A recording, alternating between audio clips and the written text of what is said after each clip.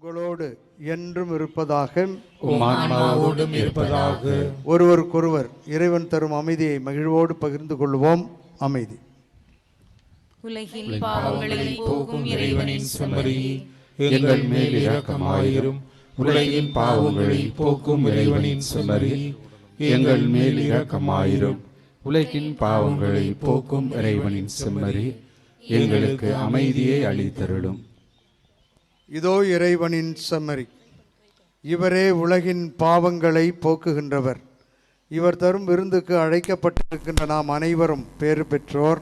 ஆண்டவரே, நீர் என் இல்லத்தில் எழுந்தருள நான் தகுதியற்றவன்.